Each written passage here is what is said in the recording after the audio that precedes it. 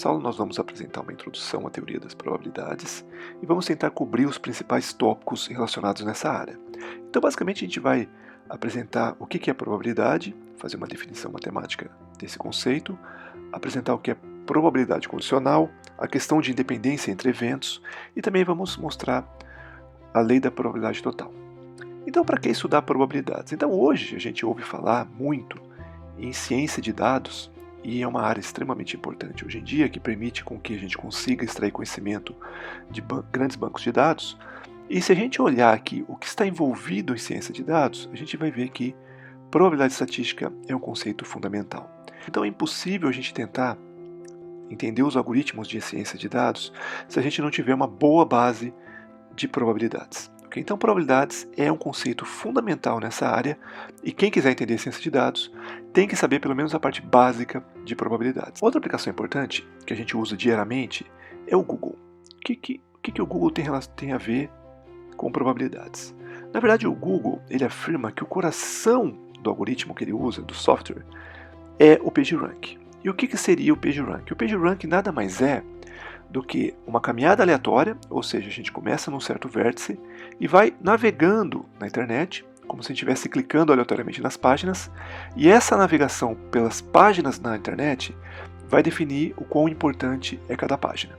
E com isso é possível ranqueá-las, e esse ranqueamento é usado no Google para fazer as buscas. Okay? Depois eu vou gravar uma aula só sobre o Google PageRank.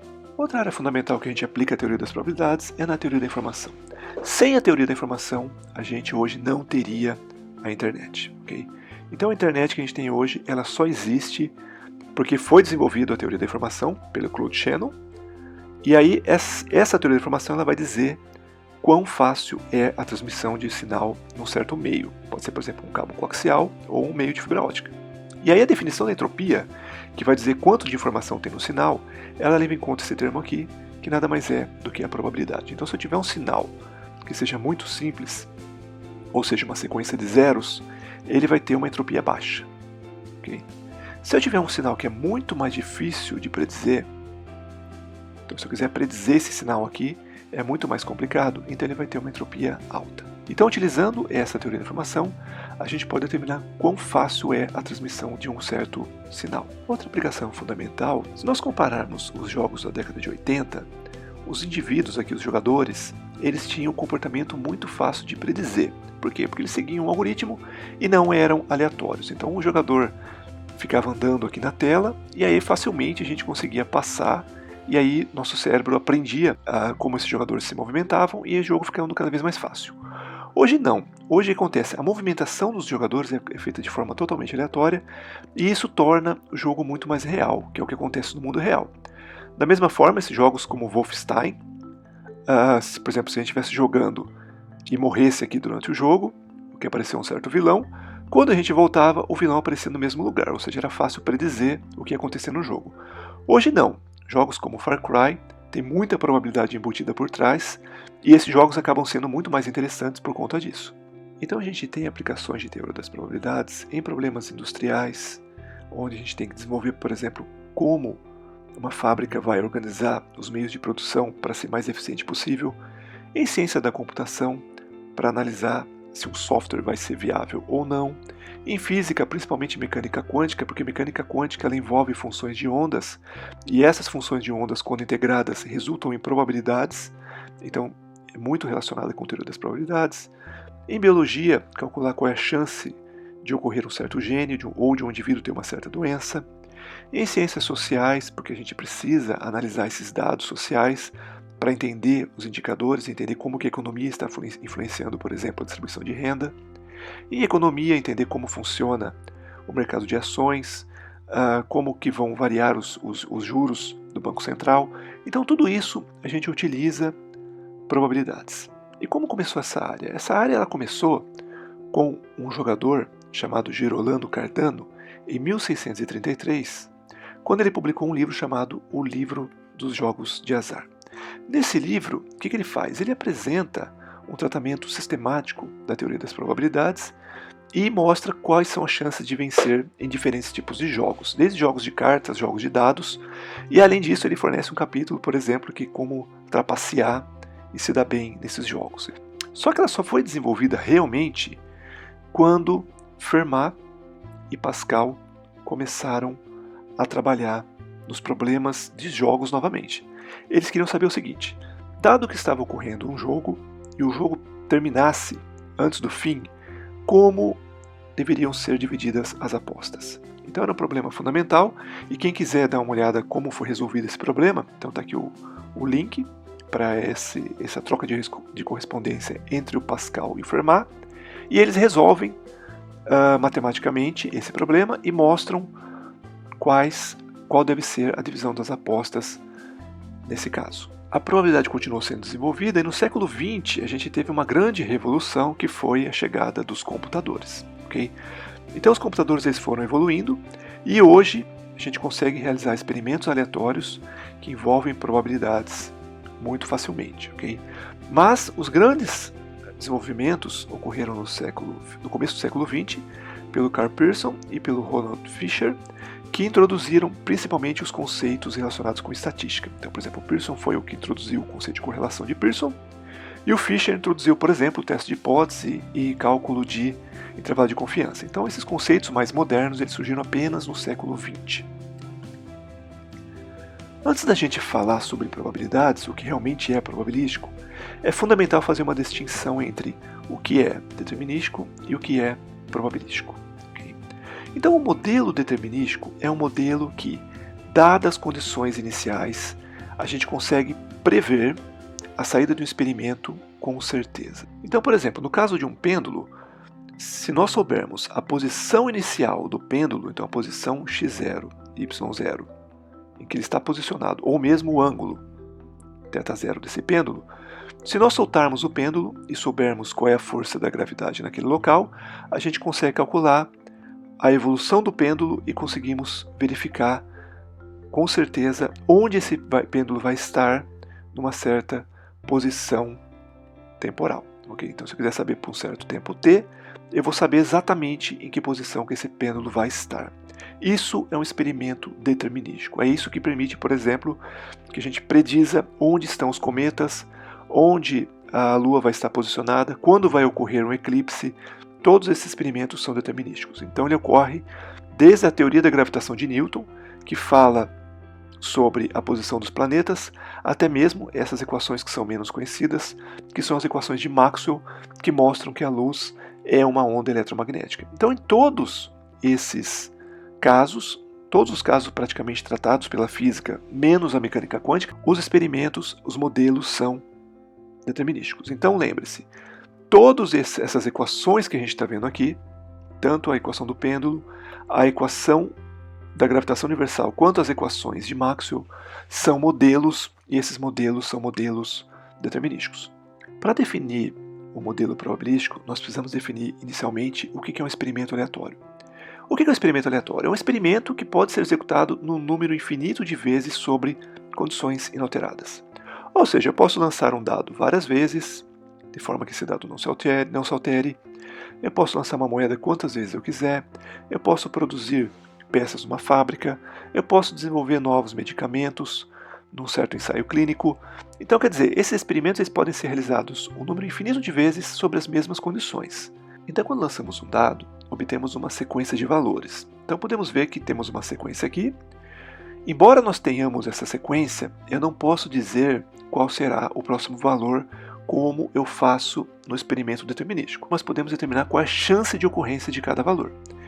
Como a gente pode fazer isso? Facilmente no computador. Então, por exemplo, esse aqui é um código em Python, onde nós temos o lançamento de uma moeda. Então, o que eu vou fazer com o lançamento de uma moeda?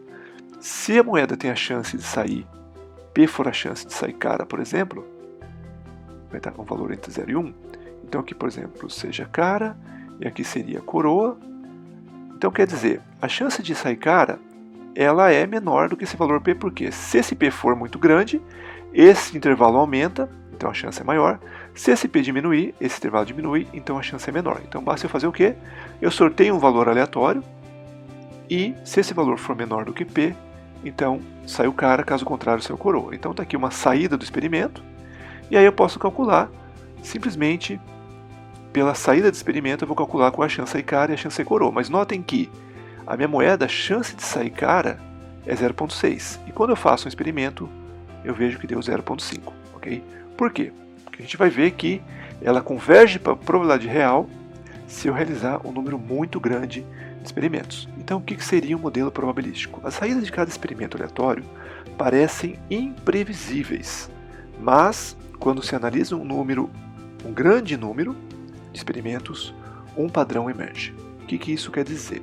Então, vamos considerar o lançamento de uma moeda.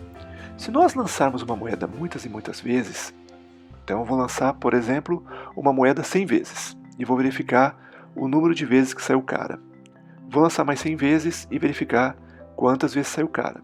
Se eu construir um histograma, ou seja, eu vou contar dentre essas 100 quantas vezes saiu uma cara, quantas vezes saiu duas, quantas vezes saiu três, até 100, eu vou ter uma curva desse tipo. Ou seja, eu consigo determinar, se eu for lançar uma moeda 100 vezes, qual é a chance de eu ter 10 caras nesse experimento. Então isso é dada por essa equação aqui, e essa equação aqui é a distribuição binomial, ou seja, um modelo binomial, e ele vai falar o quê? Ele vai falar qual é a probabilidade de que em N experimentos eu tenha K sucessos. Okay?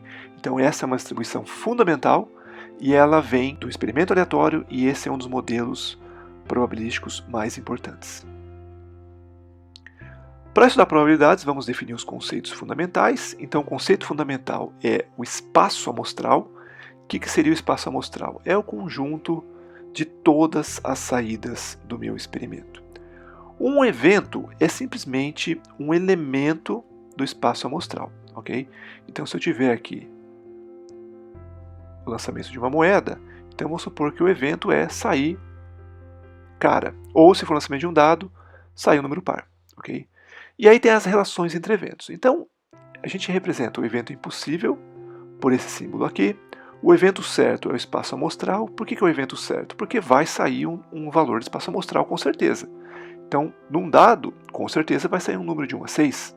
A união com B, a gente representa dessa forma aqui, é o evento que ocorre se A ou B ou ambos ocorrem. Okay? Então, se ambos ocorrerem, isso é a união com B. A intersecção com B é o evento que ocorre se somente C, A e B ocorrem. Então, notem que tem um E aqui. A e B, enquanto na união é um OU, certo? Então, isso aqui é mais forte ainda. Essa definição é mais forte do que a primeira. A com essa barra, a gente representa assim também, como A com C aqui complementar. A complementar é o evento que ocorre se A não ocorre. Ou seja, o A complementar seria essa região fora de A, ok? Então, por exemplo, se ômega é o valor de 1 a 6, que é a saída de um dado, A é um número par, A complementar, então, é um número ímpar. Um evento mutuamente exclusivo, é um conceito fundamental, é quando A e B não ocorrem ao mesmo tempo. Ou seja, A intersecção com B é igual a vazio.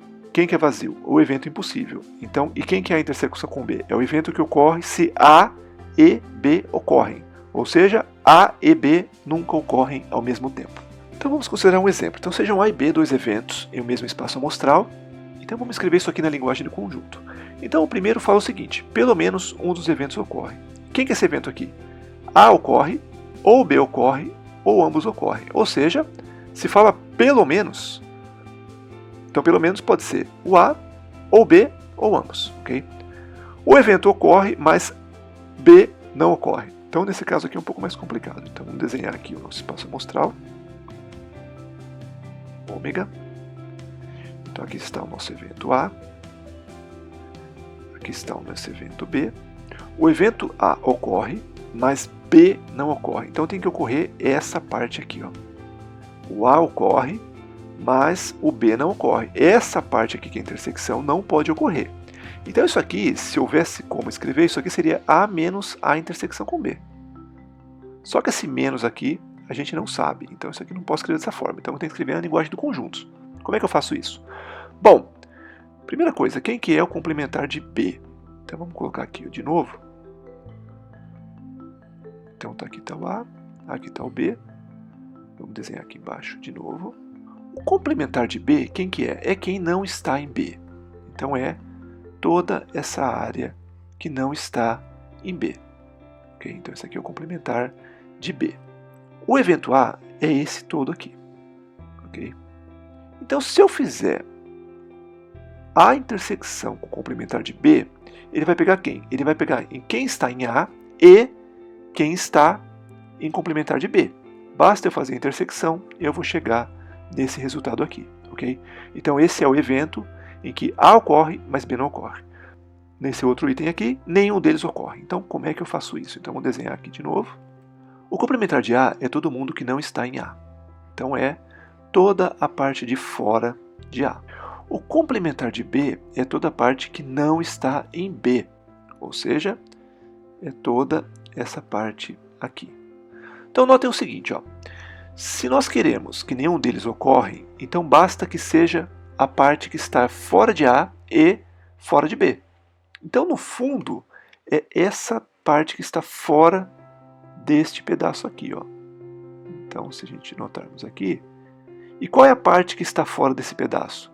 Notem que é essa parte que foi pintada com as duas cores, ou seja, é o que está fora de A, o complementar de A, e complementar de B, ou seja, o que está fora de B. Então, é simplesmente a intersecção dos dois vai me dar essa solução, que é simplesmente essa área aqui que está fora da parte azul. Então, agora a gente já pode definir o que é probabilidade. Essa definição foi dada em 1933 por Kolmogorov. E ele fala o seguinte, ó, uma função é denominada uma medida de probabilidade se satisfaz. Então, essa medida, por que seria medida? Porque ela vai me dar a chance de ocorrência de um evento. Então, ou seja, ela é uma medida de incerteza. Okay? É uma medida de incerteza daquele evento. Então, é a chance de ocorrência. Okay? Então, a primeira coisa, essa medida tem que ser, quando aplicada a um evento, tem que resultar no valor entre 0 e 1, onde 0 é a chance de não ocorrer, ou seja, é o evento que é impossível de ocorrer, 1 é o evento certo, então a chance ela vai ser sempre algo entre impossível e completamente possível, certo? Então, para qualquer evento no espaço amostral. A chance do ômega é 1, ou seja, o ômega é o evento certo. Se é 1 a 2 até infinito forem eventos mutuamente exclusivos, o que quer dizer mutuamente exclusivos? Quer dizer que AI intersecção com AJ é igual ao vazio, que é o evento impossível para qualquer par I diferente de J. Okay? Então, se os eventos são mutuamente exclusivos, então a probabilidade da união é simplesmente a soma da probabilidade. Uma outra definição, que é equivalente, é a definição chamada probabilidade clássica, ou a priori. Então, se o experimento aleatório tiver n de ômega resultados mutuamente exclusivos, ou seja, eles não ocorrem ao mesmo tempo, e igualmente possíveis, então veja que é um caso específico, se o evento A tiver NA chances, quer dizer, NA desses resultados, a probabilidade do evento A ocorrer é simplesmente o tamanho do evento A dividido pelo tamanho do espaço amostral. Então, lançando dois dados equilibrados, qual é a probabilidade de que a soma das faces seja igual a 7? Então, a primeira coisa é o seguinte, vamos definir aqui o nosso espaço amostral ômega. Então, ômega, quem que ele vai ser? São todos resultados possíveis. Então, por exemplo, o dado 1 saiu 1, o dado 2 saiu 1, o dado 1 saiu 1, o dado 2 saiu 2, e assim vai. Então, ele vai ser até 6,6. Okay? Então, qual é o tamanho do espaço amostral? Então, o tamanho de ômega é 6 vezes 6, que é 36, porque cada dado pode ter 6 possibilidades de saída. E qual seria o evento A? Então, o evento A é o seguinte, o primeiro dado saiu 1, o segundo saiu 6, ou o primeiro saiu 2 e o segundo saiu 5, o primeiro saiu 5 e o segundo saiu 2, ou o primeiro saiu 4 e o segundo saiu 3, o primeiro saiu 3 e o segundo saiu 4. Okay? Então, qual que é o tamanho de A? 1, 2, 3, 4, 5, 6.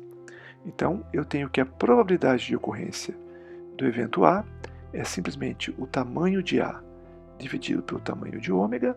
Então, é 6 sobre 36, então é simplesmente 1/6. Okay? Então, qual é a chance de que a soma das faces seja igual a 7? 1/6. No item B, obter uma soma maior do que 5. Então, aqui a gente tem o nosso diagrama, onde cada ponto aqui é uma saída possível, certo? Cada cruzamento aqui é uma saída. Então, por exemplo, isso aqui seria dado 1 igual a 4, dado 2 igual a 1. E para a soma ser maior que 5, o que tem que acontecer? Então, no dado 1 vai sair o valor 1. Então, no valor do dado 2 pode ser quanto? Pode ser 5 ou pode ser 6. Se o dado 2 sair o valor 2, no próximo dado pode ser quanto? 4, 5 ou 6. Por quê? Porque seria 6, 7 ou 8. Se o dado 1 sair igual a 3, o dado 2 só pode ser 3, 4, 5 ou 6. Se o dado 1 saiu 4, o dado 2 só pode ser 2, 3, 4, 5 ou 6. Se saiu 5, pode ser qualquer valor no dado 2. E se saiu 6, pode ser qualquer valor no dado 2. Então, calculando a probabilidade do evento A, nada mais é que o tamanho de A. E qual é o tamanho de A? 1, 2, 3, 4, 5, 6, 7, 8, 9, 10, 11, 12, 13, 14, 15, 16, 17, 18, 19, 20, 21, 22, 23, 24, 25, 26. Então é simplesmente 26 sobre 36, ou seja, é 13 sobre 18. Okay?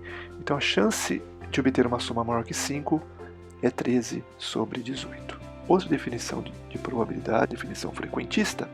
E nesse caso eu vou fazer o seguinte, eu vou realizar o experimento aleatório muitas vezes e vou contar quantas vezes o evento A ocorre. Ou seja, eu vou definir a probabilidade como sendo a fração, ou seja, a frequência de ocorrência daquele evento quando n é muito grande. Fazendo isso no computador, então a gente tem a simulação de uma moeda e a gente pode ver aqui, se a gente aumenta o número de simulações, nós vemos que o valor que eu estou calculando, ou seja, a chance de sair cara, ele converge cada vez mais para o valor real, que é o valor que eu defini inicialmente, que é 0,6. Okay? Então, quanto mais eu aumento o número de experimentos, mais próximo eu fico da probabilidade real. Outro conceito fundamental, probabilidade da união de eventos. Então, eu vou primeiro mostrar intuitivamente o que essa equação aqui quer dizer, e depois nós vamos provar de maneira mais rigorosa. Então, a gente tem aqui o nosso espaço amostral ômega. Aqui eu tenho o evento A, aqui eu tenho o evento B. Quando eu pego o evento A, então, por exemplo, A ocorreu, então essa região aqui ocorreu. Okay? Quando eu falo que B ocorreu, então essa região aqui ocorreu. Notem, quando eu faço a probabilidade da união, eu estou contando essa região aqui em azul duas vezes. Então, o que eu tenho que fazer? Então, a probabilidade da união é a probabilidade de A mais a probabilidade de B menos a probabilidade da intersecção, que é essa área aqui. Okay? Então, vamos provar isso aqui de uma maneira mais rigorosa. Então, eu posso escrever que A união com B, A complementar, intersecção com B, união com A intersecção com B complementar, em união com a intersecção com B. Ou seja, eu estou pegando essa parte em verde, essa parte aqui em rosa e essa parte em azul. Okay? Então, estou fazendo a união desses três pedaços aqui. Então, isso aqui é a união com B. Okay? Só que notem que esses três eventos aqui são mutuamente exclusivos.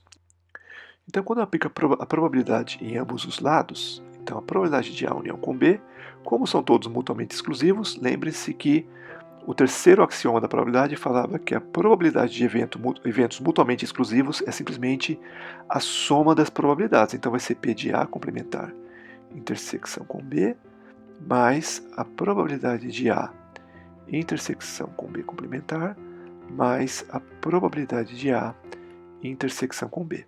A probabilidade de A complementar intersecção com B, eu posso escrever como sendo simplesmente a probabilidade de A menos a probabilidade de A intersecção com B.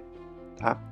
Mas esse termo é a mesma coisa, que é a área em rosa. Então ele pode ser escrito como sendo a probabilidade de B menos a probabilidade de A intersecção com B. Mais a probabilidade de A intersecção com B. Então daqui esse termo aqui eu corto com esse termo aqui. Então eu chego que P de A união com B é simplesmente P de A mais P de B menos a probabilidade de A intersecção com B. Okay? Então notem, isso aqui se esse termo for zero, ou seja, se os eventos forem mutuamente exclusivos, então a probabilidade da união é simplesmente a soma das probabilidades. No caso da probabilidade condicional, eu tenho que a probabilidade de A, dado que o evento B ocorreu, é o quê? É a probabilidade de A e B ocorrerem em conjunto dividido pela probabilidade de B. Então vamos adotar uma dedução mais intuitiva. Então, se B ocorreu, tenho que essa área aqui ocorreu. Ok? Então é simplesmente P de B. Então esse vai ser o tamanho que eu estou vendo aqui embaixo. Ok? Então qual é a chance de A ocorrer? Qual é a parte de A que está em B? A parte de A que está em B é só essa intersecção aqui.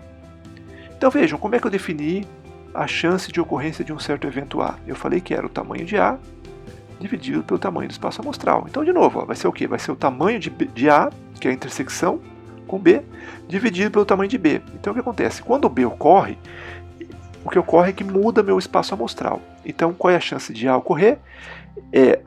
Eu vou usar a parte de A que está em B, ou seja, A intersecção com B, dividido pela probabilidade de B ocorrer. Então a gente pode demonstrar essa probabilidade de uma maneira mais rigorosa da seguinte forma. Então veja, vamos supor que eu tenho lá meu espaço amostral, ômega, eu tenho meu evento B, e eu tenho certo ômega pertencente a B. Então eu tenho o seguinte, eu tenho que um somatório de ômega pertencente a B, de P de ômega, dado B, mais um somatório de ômega não pertencente a B, de P de ômega, dado B, isso aqui tem que ser igual a 1. Por quê? Porque ou ômega pertence a B, ou ele não pertence a B, ok? Esse termo aqui é zero, porque se B ocorreu e o ômega está aqui fora, então o ômega com certeza não ocorreu. Então, por exemplo, vamos supor que B é um número, saiu um número par, certo? E ômega é um número ímpar, 2, 3, por exemplo. Então, se ocorrer um número par, não tem como o ômega sair, ok? Então eu vou ter que o somatório de ômega pertencente a B, de P de ômega, dado B, isso aqui é 1, mas notem, esse termo aqui, ó, P de ômega dado B, se o B ocorreu, vamos supor que ômega é 2. Então a chance de ocorrência do ômega aumenta. Então eu posso escrever que isso aqui é um somatório de ômega pertencente a B de alfa P de ômega. Isso aqui é igual a 1. Daqui eu tiro que alfa é simplesmente 1 sobre o somatório de ômega pertencente a B, de P de ômega, e isso aqui é simplesmente 1 sobre P de B. Então esse alfa é 1 sobre P de B. Agora vamos pegar um evento qualquer. Então notem que P de A dado B, eu posso escrever simplesmente como sendo um somatório de ômega pertencente a A intersecção com B, de P de ômega dado B, mais um somatório de ômega não pertencente a intersecção com B, de P de ômega dado B. Bom, se o B ocorreu e o ômega não pertence à intersecção com B, ômega pertencente, notem que a intersecção com B é o evento A ocorre e B ocorre. Então se ele não pertence, então esse termo aqui é zero, porque o ômega com certeza não ocorreu. Então isso aqui eu escrevo como sendo um somatório, ômega pertencente à intersecção com B, P de ômega dado B, e isso aqui no fundo, se o B ocorreu, isso aqui é um alfa P de A intersecção com B. Ou seja, isso aqui é simplesmente P de A intersecção com B sobre P de B. Okay? Então veja, por que é um alfa? Porque se o B ocorreu e esse ômega pertence à intersecção com B, então isso aqui é simplesmente maior do que P de A intersecção com B. Porque eu dei uma informação a mais, é como a gente viu nesse caso anterior aqui. Okay? E aí esse alfa a gente viu que é 1 sobre P de B, então a gente chega à equação da probabilidade condicional. Vamos fazer um exemplo. Calcule P de A dado B, onde o ômega é um valor de 1 até 15, o A é um valor par, certo? Então, o A é ômega mod 2, ou seja, A é par. E o B é um valor maior que 5. Bom, e quem são meus elementos? Então vamos lá. Então o B ele é um valor maior do que 5 e o A é um valor par. Então agora se eu colocar os elementos aqui dentro, o que eu vou ter? Ó? O valor 1, ele não é par, o 2 é par, então pertence ao A, o 3 não é par, o 4 é par, pertence ao A, o 5 não é par, certo? O 6 é par e pertence a B, pertence aos dois, ok? O 7 pertence só a B, porque não é par, o 8 pertence a A e B, o 9 pertence só a B, o 10 pertence a A e B, o 11 pertence só a B, o 12 pertence a A e B, o 13 só pertence a B e o 14 pertence aos dois, ok? Então, a gente pode ver aqui, por esse diagrama, que a probabilidade do evento A é simplesmente o tamanho de A dividido pelo tamanho do espaço amostral. Então, quantos que eu tenho no A? 1, 2, 3, 4, 5, 6, 7. Então, ele é 7 sobre 15. Ou a chance de ocorrência de B, de novo, é o tamanho de B dividido pelo tamanho do espaço amostral. Então, se eu contar aqui, eu tenho 1, 2, 3, 4, 5, 6, 7, 8, 9, 10. Então, ele é simplesmente 10 sobre 15. Bom, a intersecção com B, quantos elementos eu tenho? Eu tenho 1, 2, 3, 4, 5. Ok? Então, eu tenho que P de A intersecção com B é 5 sobre 15. Então, eu tenho que P de A dado B é simplesmente 5 sobre 15 dividido por 10 sobre 15. Então, isso aqui vai dar quanto? Bom, esse 15 corta com esse 15, então vai dar 5 sobre 10. Isso aqui vai dar meio. Então, dado que saiu um número maior do que 5, a chance desse número ser par é meio.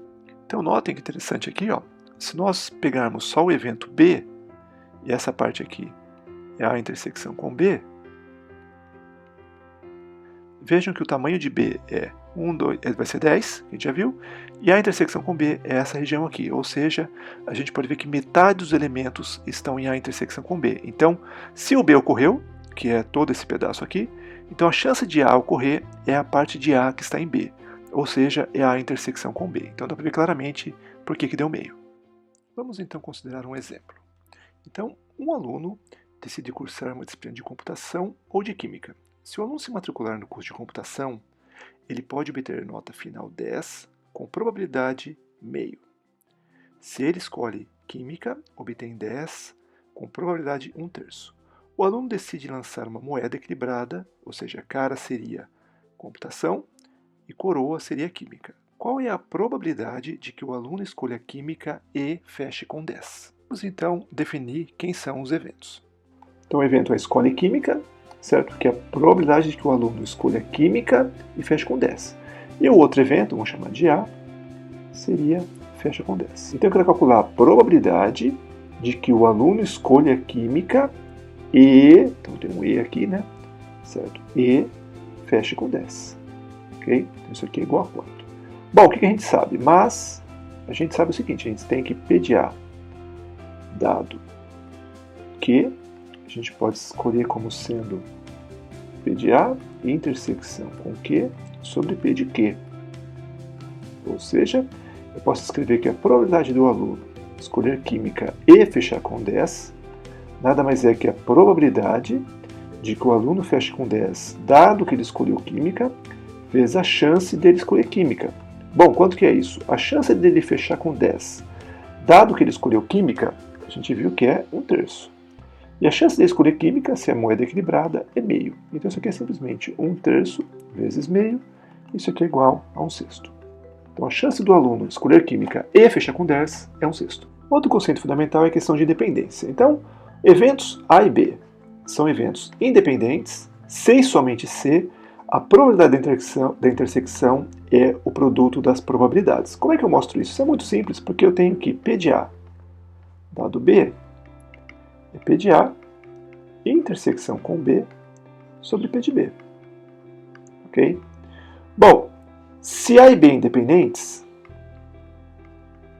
a gente representa dessa forma aqui, se A e B são independentes, então a gente vai ter que isso aqui é simplesmente P de A. Por que é P de A? Porque não depende de B. Então qual é a chance de A ocorrer, dado que B ocorreu? É a chance de A. Então seria, por exemplo, qual é a chance de um aluno tirar 10 numa certa disciplina, dado que choveu, por exemplo, na China? Não tem relação nenhuma. Então é a chance de P de A. Tá? Então daqui eu tiro Se eu passar esse termo aqui multiplicando, que P de A intersecção com B é P de A vezes P de B. Então, se A e B são independentes, a probabilidade da intersecção é simplesmente o produto das probabilidades. Vamos então considerar um exemplo. Então vamos lá. Dois dados são lançados, sejam eventos. A soma dos dados é igual a 6. Então vamos calcular já quem é a probabilidade de ocorrência do evento A. Bom, o evento A, quais são os elementos possíveis? Então seria 2 e 4, 2 no primeiro dado e 4 no segundo, 4 e 2, o que mais? 3 e 3, 5 e 1, e 1 e 5. Ok? Notem que 3 e 3 aparece apenas uma vez. Por quê? Porque são eventos indistinguíveis. Porque eu não consigo distinguir qual é o primeiro e qual é o segundo dado. Tá? Então ele aparece apenas uma vez. Então quanto que é o P de A? Então o P de A vai ser 1, 2, 3, 4, 5 sobre 36. Então quem seria o evento B? Então B seria 4 no primeiro dado e qualquer valor no segundo. Então 4 e 1, 4 e 2 e 4 e 6. Ou seja, P de B é simplesmente 6 sobre 36, que é igual a 1/6, né? Okay? E a intersecção com B? A intersecção com B é as duas coisas acontecerem juntas. O que seria isso? Seria sair 4 no primeiro dado e a soma ser igual a 6. Então, quais são as possibilidades? Vamos ver eventual. Então, seria só essa possibilidade aqui, certo? Que é o que está nos dois. Ó. Então, seria simplesmente o valor 4 e 2. Igual a 1 sobre 36.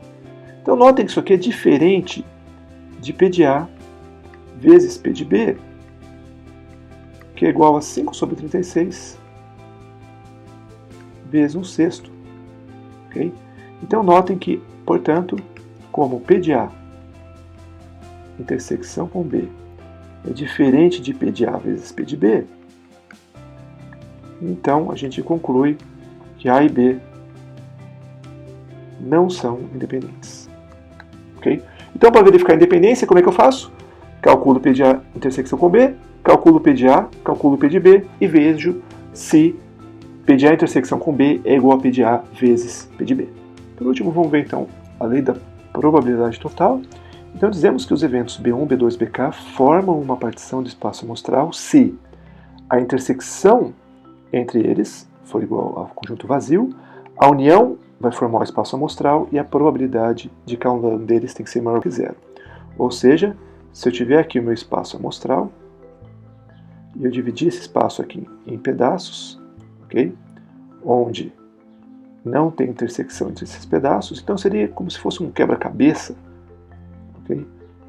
E aí a união das peças desse quebra-cabeça vão formar espaço amostral, então essas peças do quebra-cabeça formam uma partição de espaço amostral. Então o que fala a lei da probabilidade total? Então sejam B1 até BK uma partição de espaço amostral ômega, então qualquer evento A pode ser escrito dessa forma aqui. Então da onde que vem isso? Então primeiro vamos desenhar aqui o nosso espaço amostral.